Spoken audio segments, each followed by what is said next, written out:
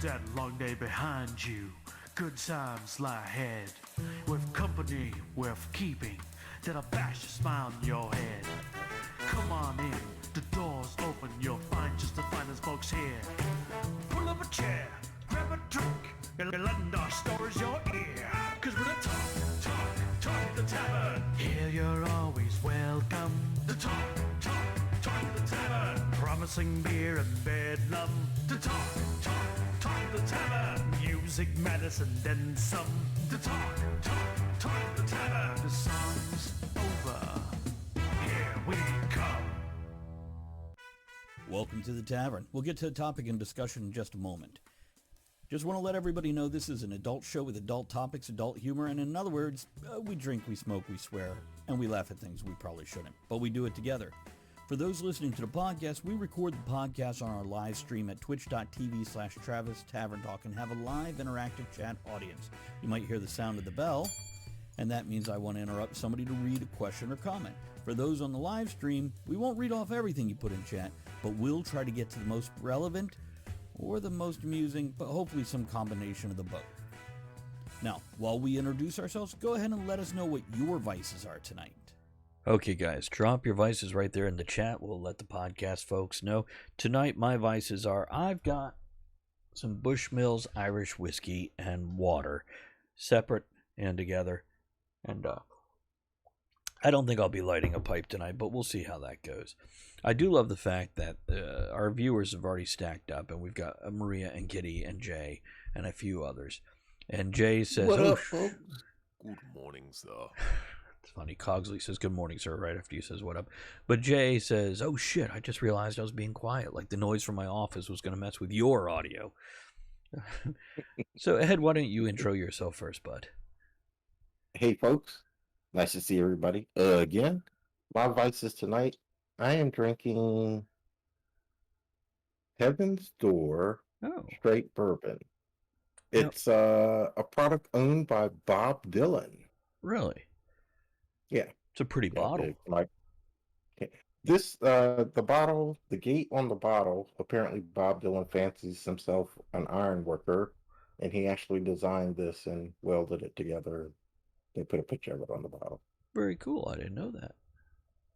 Andrea?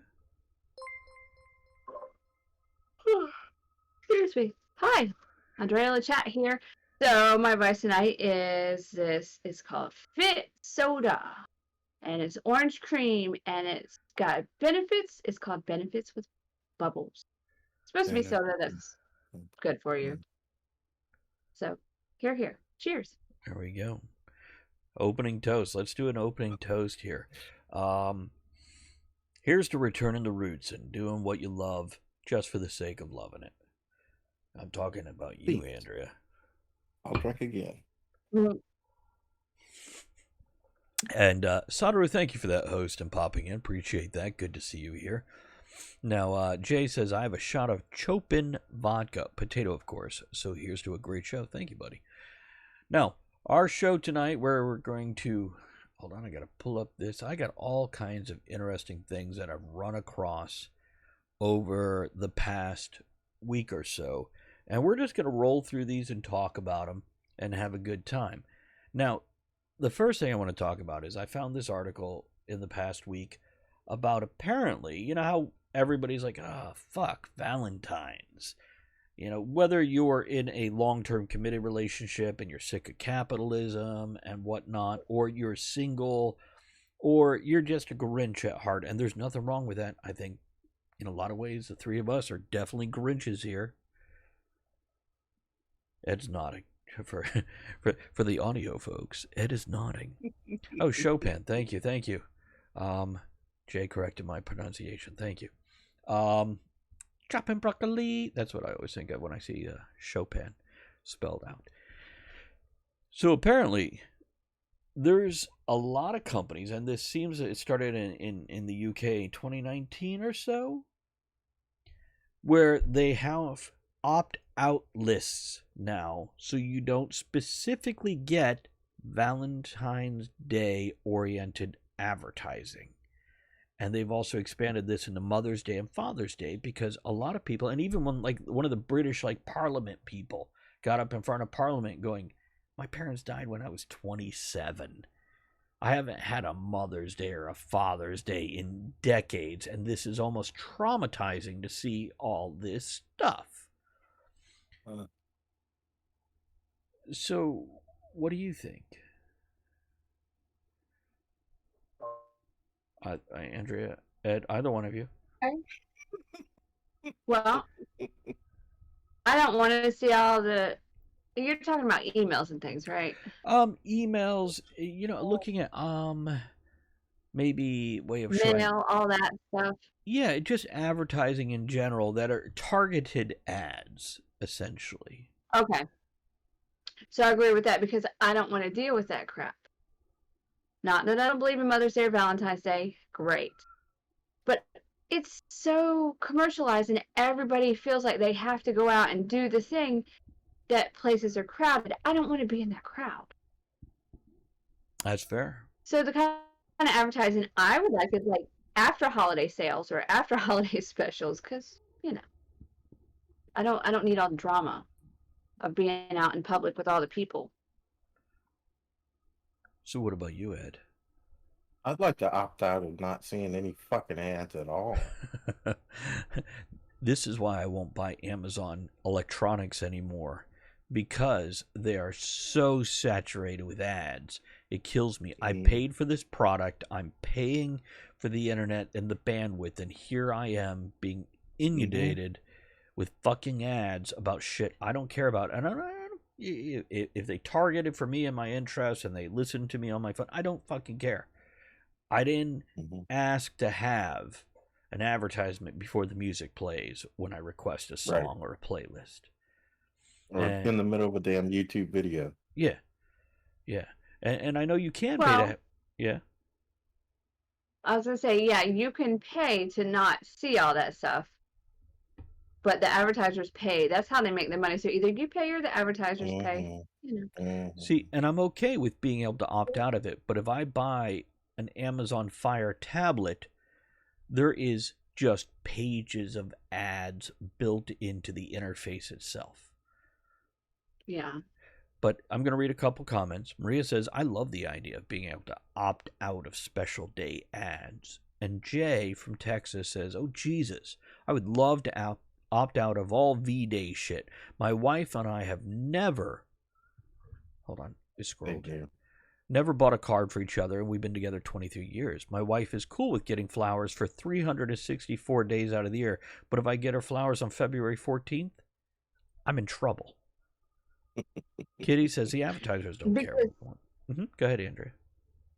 I was going to say, because on Valentine's Day, the prices are inflated, so you're paying 5-6 times. Yeah, I get it. For 6 fucking pieces of chocolate. That isn't even good chocolate. I wouldn't mind paying $5 for, a decent array of good quality, but it's crap. I don't even... Not the Gamble chocolate. Gamble chocolate's gross. Kitty says the advertisers don't care what we want. Maria says, I wouldn't mind ads if it wasn't the same 3 ads all the time. I bought YouTube Premium because I heard the Grammarly ad one more time. I was going to pull my hair out. It's and that's another thing, especially if you're doing 15-second spots. There's no reason you can't create a dozen of those. They're 15-second spots. Rearrange the words, something, or come up with something creative. Go ahead, Andrea. But from a marketing standpoint, you have to pay per 15 thing. So if you mix it up, you're paying, whoever's doing it is paying per instead of just for one. It's true. So I get all that. It's true. But maybe if they took their ads and took a note from Geico, or even what's that other, which one is doing the Don't Become Like Your Parents? It's another insurance company. Is that Progressive? Is that Progressive? I think it's Progressive. But let me tell you, if you can make me laugh one time, then I don't mind hearing it again. See, Kitty says, I want to ban plastic inserts in chocolate boxes. I want an honest box of chocolates. The boxes keep getting bigger, but the amount we get is steadily decreasing. Yeah, Kitty. Absolutely. Yeah. Absolutely. And Jay says, my wife doesn't want flowers on the one day we seem to be contractually obligated to send them. That doesn't say I love you. It says I had to do this I today. had to do this. Yeah, that's my feelings exactly. Right. I'm And not gonna do it. Andrea and I have, we Valentine's Day is okay. We're not Valentine's Day haters, but yeah, we're not for it either. And instead, we have found alternate holidays to celebrate that nobody does, that we can't find shit to buy for, so we get to make shit, like Groundhog's Day, where we give each other traditional Groundhog's Day present every year of sausage. And Ed, I know we've asked you before. Yeah? Go ahead. Yeah. Ed. Go ahead. You know why sausage is the traditional Groundhog's Day gift, Ed? Go ahead. No, go That's ahead. what I was gonna ask, but you are about to tell me, aren't you? Hey, whether you like it or not. That's right. Kitty popped it right up there because sausage is ground hog. Yeah. So let's do Very good, this. Andrea, instead of sending out Christmas cards, had a special New Year's Day card designed and sent that out. Ed, did you get yours? Yes. God damn it! It did it again. What? Is your penis acting up? What happened? Switch cameras on me. Oh, yeah, that's why we got the underview. Maria says, I love Valentine's Day. Well, okay, I love the day after when the chocolate is on discount. Right? So, my favorite thing about Valentine's Day, and one day I'm going to be able to get it, is the life-size stuffed animals. Yeah. I told Travis, I'm like, you can buy me one, but it has to be big enough where I can pull the stuffing out and wear it.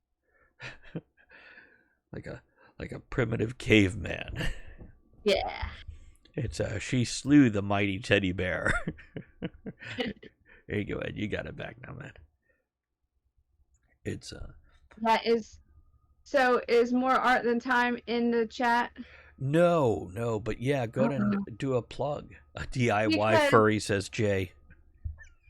Yeah. More art than time. You may see them in chat sometimes. That's Ray. That's who designed the New Year's cards. Do you want to describe that that I New sent Year's out. card? I would like to show one. I got one somewhere. So, all right. Does everybody know what centaurs are? Yes, I'm assuming. Baby centaurs are the most hilarious thing to me because babies have the floppy head. So I always imagine the baby centaurs running in a field and their head is flopping, or they're standing there falling asleep and drooling. Hilarious. So I'm like, I want a baby New Year's centaur, baby centaur. So he made one, and it has a diaper and everything. And the baby New Year's hat, and it's drooling Yeah, a little bit. I'm just like, and a little cross-eyed, and I'm like, I don't want to change that diaper, but it's hilarious. Now, was it Love Farside that originally did that with the baby centaurs, or is it some random person that I don't know, where they actually showed a field of baby centaurs, and it shows the parent centaurs all proud and happy, and the I have no horse idea. body's running, but the human body's on top, just like all like arms akimbo and flailing, and yeah, it's just like watching Ed ride a horse. I don't know if Ed can actually ride. Ed, can you ride? Mm-hmm. Okay. Yeah, you can. I take it back. I've been Mhm. corrected. I can ride. I've been ridden. Okay, I'm talking about horse, HORSE, not WHO. Okay. Sorry. I get confused. Because he likes I'm them thick looking and to see doesn't if I mind a little have fur. them. What, Ed? Look and see if I have a picture of the baby centaurs stuff. Okay. The Yeah. original, but carry on. Okay. Oh, yeah. Yeah. Jay says the Far Side was pure greatness. I love the boneless chicken farm. One thing that I loved the best, Jay, about Far Side is Gary Larson, the artist and author. Here you go. Andrea's holding one up to the screen so you guys can see the original that I was talking about. And Look at that. Looks more like a New Yorker comic, but I don't know. I don't think that's Far Side. That's not Gary Larson's work. Does it matter? It's friggin' awesome. But one thing I loved about Far Side is they cut it. He stopped doing it before it got old. He didn't run out of ideas. Yes. Yeah. Like straight up to the last comic, you're like, I still love this.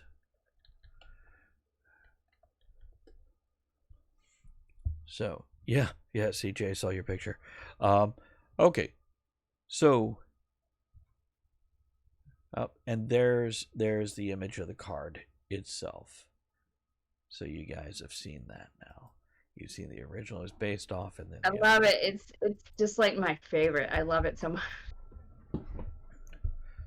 Andrea, where's that timer at? 3 minutes. Don't worry, I got it. Just checking. So we're going to start with this next thing I saw.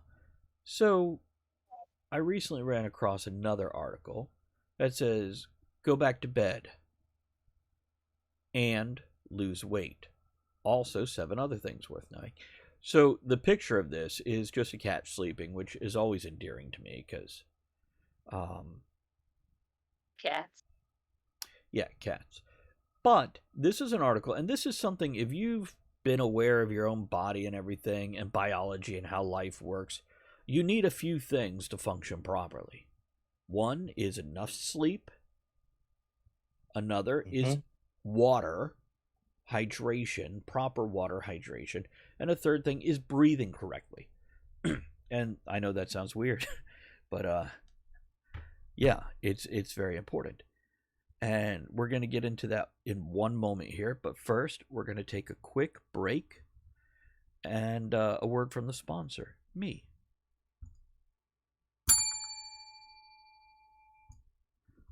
Okay, and we're back from that break. So, this article talks about sleeping enough.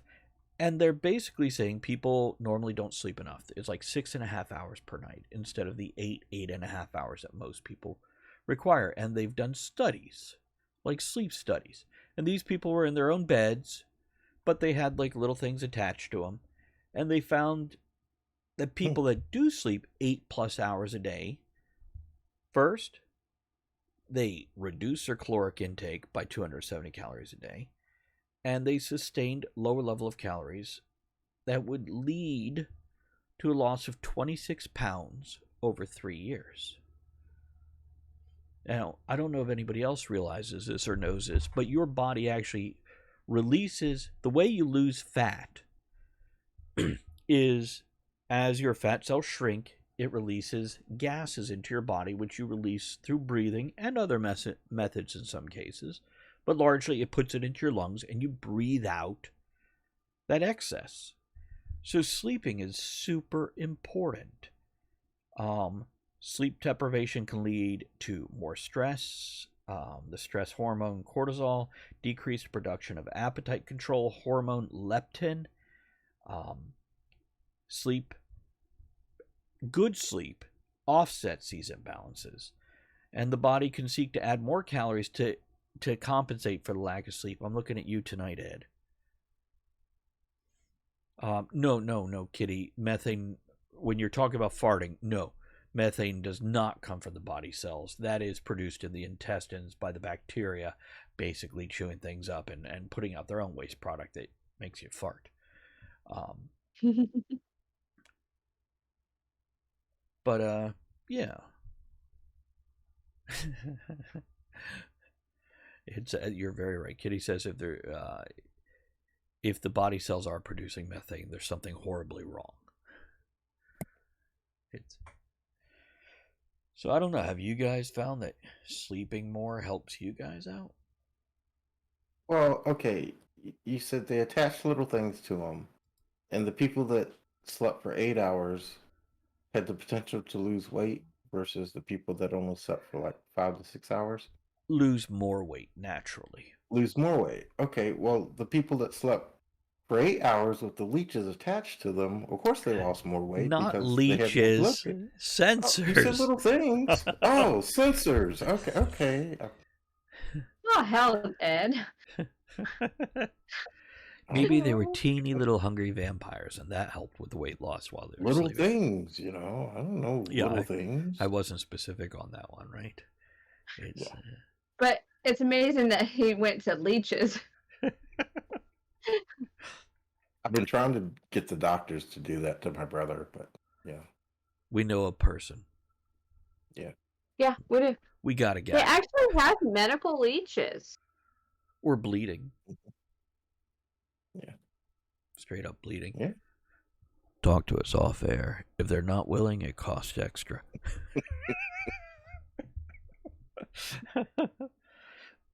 Modern medicine at its finest, says Kitty. But yeah, sleep is an important part of health. And when you're sleeping properly, all the things get better. And it's just sad when we're so stuck in, of all things, our workday cycle, where we can't get that adequate sleep that our body requires. Andrea, I see the wheels turning. No, that's the bubbles from my soda, but I do have thoughts. So when you sleep, that allows your body to repair itself. And if you don't get enough sleep, your body doesn't have time. It doesn't take care of itself. It doesn't repair itself adequately to function. And that's why if you lack sleep, your body breaks down. Yeah. That's the science. Physically or mentally. Why I feel so broken all the time. I have Band-Aids in. That too.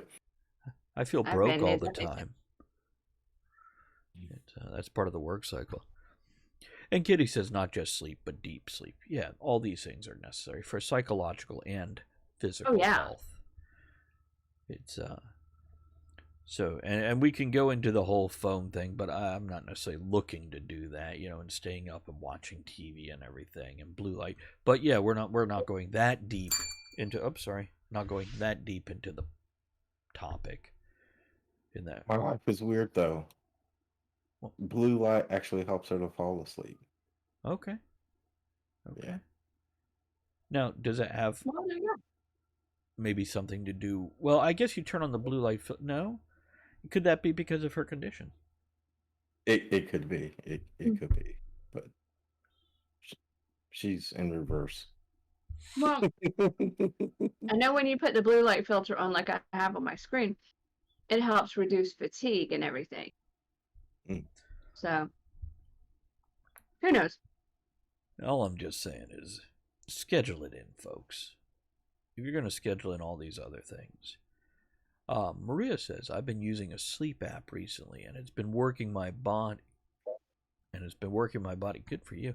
Been working my body, has been working on feeling better for the most part. So what kind of sleep app? What is it? Just something to help you sleep, like white noise? What do I want to say? Circadian rhythms. Is that correct, or is that just something with cicadas? Like, I would listen to a meditation thing and I would fall asleep quick. I'll tell you what, anytime we got cats purring and it's raining outside, it's perfectly good. Oh, yeah. Turn off everything and just listen to that rain and those cats purr, or when the frogs are... Rain works, yeah. Yeah. We live in the country, and you'll have the frogs outside in pretty much spring through fall, singing their chorus, and it's a beautiful thing. Of course, if you're going to sleep at 1 a.m., they're already in bed. They got their little froggy heads on their little froggy pillows, and they're not singing no more. So, okay, here's something fun. Now, we've got the Olympics going on, the Winter Olympics at this moment. And I ran across something here where there is a UK broadcaster, like a UK's Channel 4, is sending an all-disabled presenting team to the Paralympics. And these are people, for example, let me pull up the actual article here. Hold on, let me control-click to follow the link. Give me a second, it's pulling it up.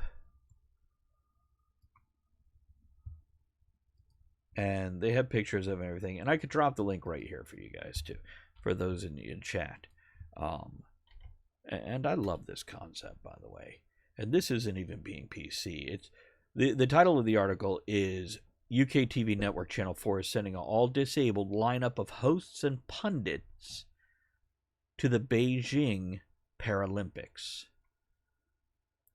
And real quick here, Paralympic champion triathlete Lauren Steadman will host the breakfast show along quadriplegic former professional rugby player Ed Jackson. Stedman took home the gold medal victory from Tokyo 2020 Paralympics and won silver at the 2016 Paralympics in Rio. The presenting lineup also includes recently retired Paralympic swimmer Ellie Robinson, who won the gold at the 2016 Rio Games, aged just 15. She'll be joined by British racing car driver Billy Monger. Former sit skier Sean Rose has been recruited as a pundit, and Channel 4's overnight sports coverage will be led by Tokyo 2020 presenter Arthur Williams. And it goes on to tell more about this, and it has a picture of all of them. And I'm just thrilled with this. It's the fact that they're including pundits in the whole lineup, too. It sounds like a great idea. What do you guys? You think it's sucking up to PC, or you think it's like, all right?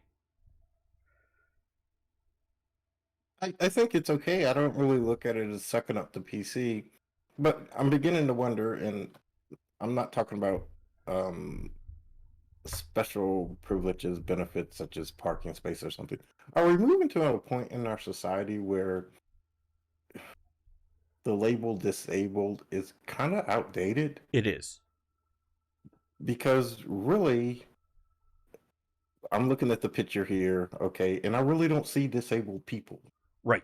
I see people that may not be able to do some of the things that I can do, but they probably have some abilities that I don't even have. They're fucking gold medalists. Right. They're ex-rugby players. This is, people have done things that I could not do. And, and by the way, they all look great. This picture in this article, it's a little, they photoshopped it a bit because it's got the snowy background and everything, and they're all in the same color. But it looks awesome. And Kitty says, I'd imagine that the athletes would be more likely to open up to them and reduces the chance of dumb, insensitive questions. That's very true, too. That's very true. I just love it because it almost, now it's very serious and it's a very deep thing, but it's almost a tongue-in-cheek twist on the whole thing. And I appreciate that. It's almost thumbing your nose at what everybody thinks they should see and putting up the people that are actually involved. Mm-hmm. Andrea? What? Got any thoughts on this? I think I agree. I don't think they're doing it for, to whatever, the PC thing. I think it's a nice gesture, and it's given some people with different abilities the spotlight to show, hey, look. I find it impressive because I can't do that shit. I feel like it's about time. And I'm not saying every channel should have only... There's no sensitive way to say this that I could think. I'm sure somebody can come up with it, but it would take a team of 12 people arguing for 3 hours. But the bottom line is about damn time. Kitty says, my knees are shot. It's a disability. There are things I can't do. What I can do is work extra hard to compensate. Or you could focus on your specialties. And you could rise above and beyond, just like, air quote, normal people do to participate in the Olympics. It takes something special. I don't care whether you're doing clay sculpture, writing a book, doing sports, or whatever. It takes extra dedication and chutzpah and oomph to do these things. And yeah, I'm thrilled. I'm excited. And hopefully, I want to go find some of this coverage and watch it because I feel like it's coming from a different point of view that I don't normally get. And I'm curious. And not like in any kind of mocking way. I'm genuinely more interested in this than listening to the guys that normally, I don't know, call out the shots on a baseball game, basketball game, football game. Here's a point of view where I can learn something. That's just my take on it. So you guys ready for one more cool topic? Okay, we know there's 5 great apes, right? Yes, Andrea? Ring the bell, please. Okay, we're going to take a quick break for a word from our sponsor. We'll be right back. Okay, we're back. We're heading into this fascinating topic right now. 5 different types of great apes. Bonobos, gorillas, orangutans, chimpanzees, and the one I always forget that I can't remember right now. The mama. Goonie Goo Goo. Please refer to Eddie Murphy from the 80s. Yes, Sasquatch. That's the 5th one, I think. Somebody will remember it. We'll cover the 5th one. The big purple one, the grape ape. That's it. Thank you, Kitty. Appreciate that. Yes. So there are certain species that are heading into their Stone Age. They have recorded certain great apes who will use bamboo poles to scrape algae off the bottom of a river that has a very specific vitamin, protein, whatever, but only during certain times. They're not doing this year-round, only when the river is at a certain level. They have found others using tools to pull termites out of termite mounds. They have found others that are actually using rocks as tools to break open clam shells or whatever, hard shells to get to the meat inside.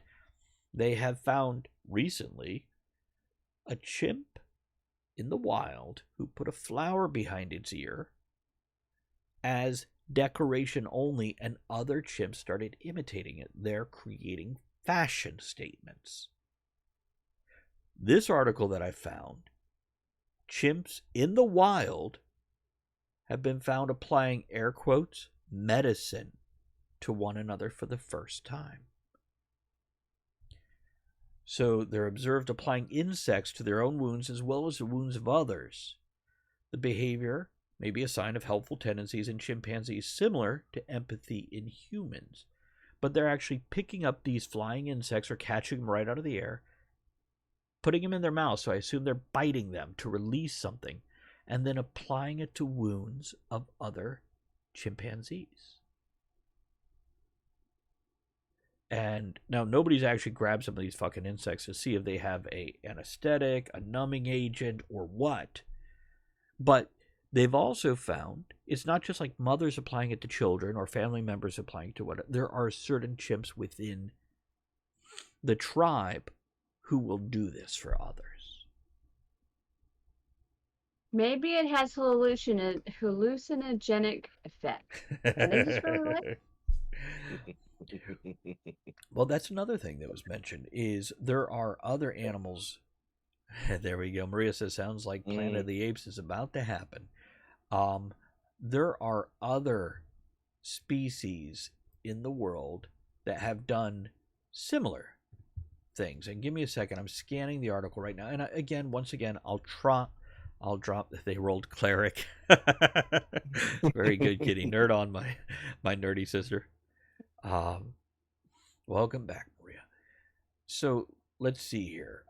Self-medication, where individuals use plant parts or non-nutritional substances to combat pathogens or parasites, has been observed across multiple animal species, including insects, reptiles, birds, and mammals.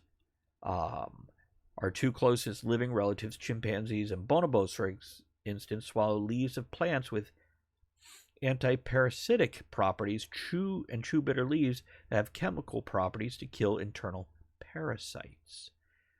This is the first recorded instance of animals applying other animal matter, the insects, to open wounds. And give me a second, I'm scanning the article. If you guys want to comment, I'll throw this next thing in, because I want to say we've seen elephants mourning their dead. We've seen elephants applying things. And yeah, I'm not seeing it in the article. I thought it was in here where they mentioned what other animals they've seen doing such things. Maybe that's the one reference that I've already read off. Like applying things or That using was the only tools? one I saw. The one that you read off was the only one that I saw. They didn't really say what they did. They just said other animals would do this. Andrea, what'd you ask? Are you talking about applying medicines or using tools? Well, actually, what I'm thinking of specifically, there are a handful of different animals that will purposely ferment fruit to get drunk. Elephants are in that. Yeah, there's some monkeys that do that. There's monkeys, there's birds that do it. And squirrels in our neighborhoods have been seen doing it. Well, your neighborhood, Well. yeah, not surprised. Well, and some of the people, the human animal. There is that. Mm. And Maria says crows have been seen using tools to figure out obstacle courses. That's very true. Octopuses, etc. So, as fascinating as this is, do you think human species will instinctually try to kill off these other species out of fear of natural competition? Yes. Well, one half, I believe, because they feel threatened. The other half will be like, oh, that's so great. And then they'll get killed off because they're the weak ones. Ren had an interesting point here. I'd say these animals have been doing this all along, but only in recent times have we been open enough to not dismiss it. I agree. I mentioned that to I agree. Andrea because, Yeah. I agree.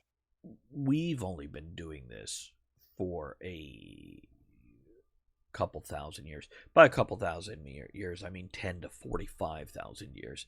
But we haven't been actively observing other species. Others. We're very arrogant and very, Indeed. yeah. So now for us to realize, oh shit, there's other species on this planet doing the same thing, and not just land species. Also, we can look, as I mentioned, octopus, dolphins, and how often do we actually get to observe dolphins or whales in their natural habitat as they tend to their wounded? Right. Andrea and I have watched numerous videos about killer whales who apparently are just big old dickheads in the ocean, where they'll basically play volleyball with a seal, and not even for the purpose of softening it up to eat it. They're just Assholes. hitting them with their tail Bully. to another one, and the other one hits it back. Yeah. This is across multiple species. And we're only just now realizing it. And it's a figurative tip of the iceberg, I would think. When I read the article, I wasn't quite surprised to find out that chimpanzees were doing this, much like Andrea said. I wanted to know, what insects were they using to do this? Hey, have we discovered a new way to treat wounds? Right. See, or a better way to treat wounds? Right, and that was one of my thoughts too. I'm like, how have they observed this and not gone out and caught some of these bugs and went, ship these somewhere where we can investigate this insect and see what are they getting out of this? Is it a placebo effect? Because last thing I think is any animal is going to be like, hey, let me chew on a bug so you think you feel better. I'm thinking there must be a numbing agent. And we're going to take a quick moment here and say hello to the raid coming in, to Usurper Kings and the others. Hello, here's your face. Hello, welcome to the Tavern. Doing a live recording of our podcast, Talk of the Tavern. Happy to have you here. Feel free to jump in on the conversation. We have clearance, Clarence. Roger, So Roger. there's What's our Wordowin vector? dropping in.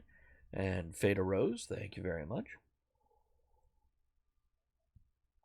Thank you, Wordowin, for doing that shout out. Guinevere, good to see you. And, excuse me. Hello. My kitty's talking to me.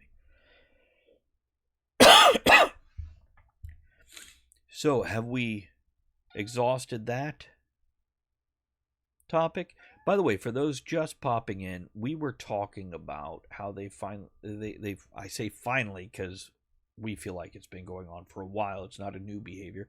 Chimpanzees have actually been seen in the wild administering medical attention to one another, in the sense of when one is wounded, like an open cut, they will snatch flying insects out of the air or pull them off the ground, put them in their mouth, which I'm guessing they're biting them open, and then applying it to the wound.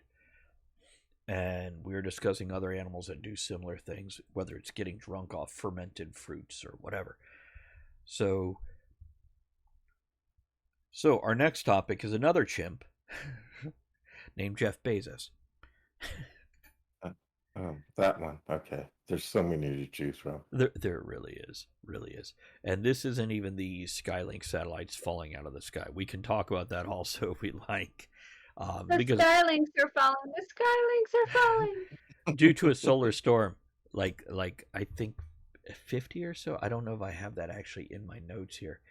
That might have been something I ran across like today, and yeah, I'm not seeing it, but some pulsar, quasar, or something. Something knocked them all out of the sky. Sorry, I've been watching Star Trek Voyager, so I still have to watch that whole thing. So Jeff Bezos has donated $2 billion since divorcing his ex-wife, Mackenzie Scott. His ex-wife has given away $8.6 billion. And Mackenzie Scott appears to favor giving no-strings-attached grants to kindergarten through 12th grade schools and food banks. Bezos prefers his space company, is quoted as saying, "The only way that I can see to deploy this much financial resource is by converting my Amazon winnings into space travel." Is Amazon winning? No. Yeah, that's the quote. Yeah, Amazon winnings. Wow. What does that mean?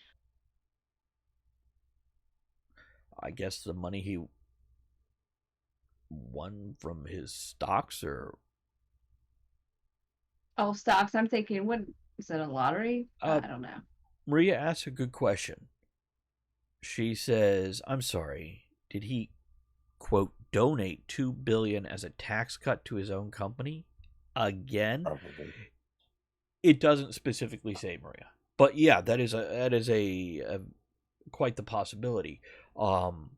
For anybody that has done their own taxes, you realize whether you're giving clothes to Goodwill or whatever, it's a tax write-off if you give it to charity.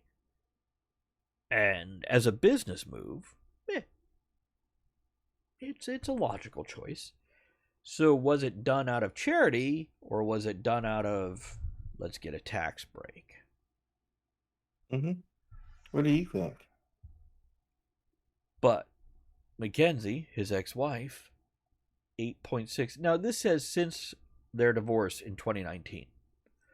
So over the past 2 years, 2.5 years approximately. And Gwenfrey says, you mean after paying bonuses to his employees and giving them full health coverage for free? Oh, wait. Yeah, it's not for free. And yeah, the bonuses are sporadic and not across the board. And Wordowin says, well, he doesn't really need tax breaks since he doesn't pay any. Truth. But I'll raise a glass to Mackenzie. You know, good for her. It's obviously you only need so much money in your life, and Bria says sounds like his wife actually knows what a donation is. And by the way, here's a fun fact. I appreciate, and this could be a hot topic here. I don't know. It might just be throwing gasoline on fire right now. I appreciate what Elon Musk and Jeff Bezos is doing for space exploration. I feel like what they've done in the past 10 years has moved things forward in ways that if we waited on and NASA and governments to do it, it wouldn't have necessarily moved this quickly and everything. And yay Absolutely. for that. I'm pleased with that. But,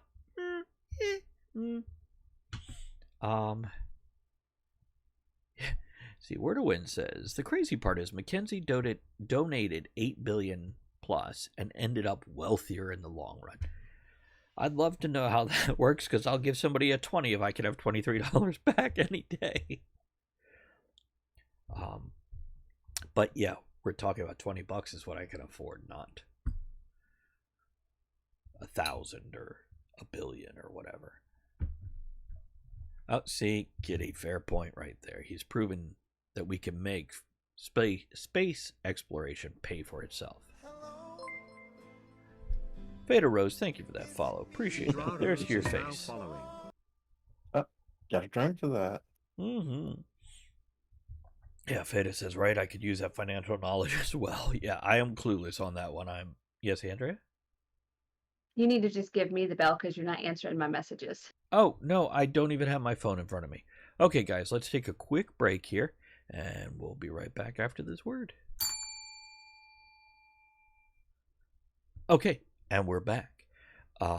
Continuing with this conversation before we wrap up this episode of Talk of the Tavern, Maria says, I do appreciate what they're doing, and we don't know all the details. But if this is just for tax reasons, and boy, am I glad Mackenzie realized she could do better. Woof. Woof. And when we come down to the basic human emotions of a relationship, I am not judging the marriage or the divorce or anything else. I am judging this individual act. And But why? Why what? I mean, why is it such a bad thing? He's doing it for his business.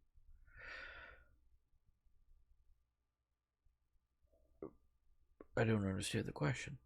Why is it a bad thing that he donated if he's doing it for his business instead of altruistic reasons? Well, somebody's benefiting from it, and yes, he is benefiting from it also. So I'm not condemning the man, I'm just giving kudos to Mackenzie. Oh, I was gonna say, it's what she did's awesome. What he did is, I mean, hey, who are we to judge? It's a business decision, so Yeah. I'm just playing the other side. Nah, it's understandable. You know what? We talked about the Olympics earlier. Let's cover one more topic here. So, for the first time in Olympic history, all the snow at the Beijing Winter Games has been artificially made. Now, it took 3 years of planning, 350 snow machines, and nearly 50 million gallons of water to make the snow, which can be customized for each sport, by the way. Custom snow? Custom snow. Weird. Okay. But And it's all white.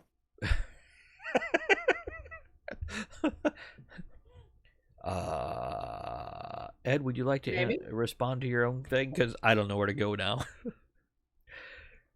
It's all white. The snow is racist. Yeah, I'm going to deal with my white guilt over here. You just take over the show now, and I'll sit back for a minute. And I'll apologize immediately afterwards. Thank you. Appreciate that. You're welcome. By the way, oh, yeah, Gwen says you want to stay away from the yellow snow. Jay says, I haven't watched a single second of the Olympics. I feel like there's a hidden agenda there, or here. Was it supposed to be yellow? Thank you, Word to Win.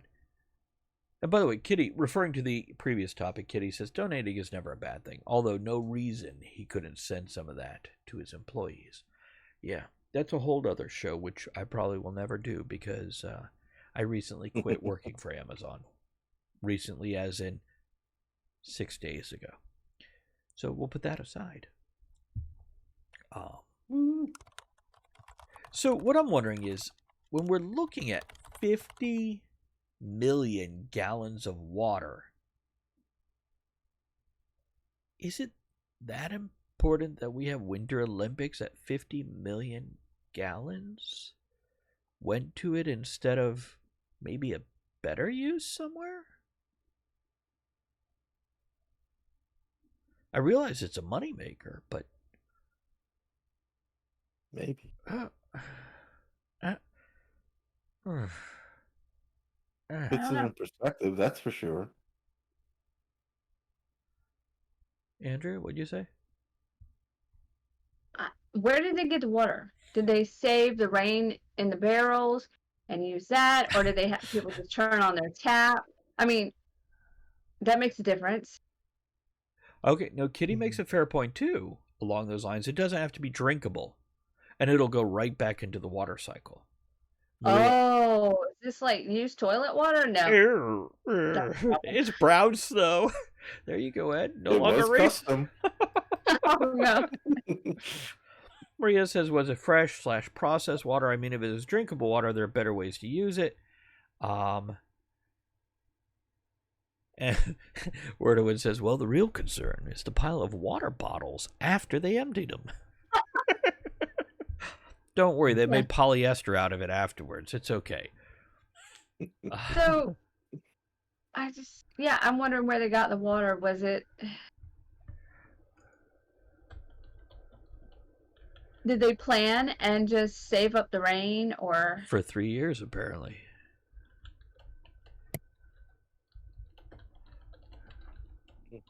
So, I think I will wrap up this episode with that. Let's do a closing toast.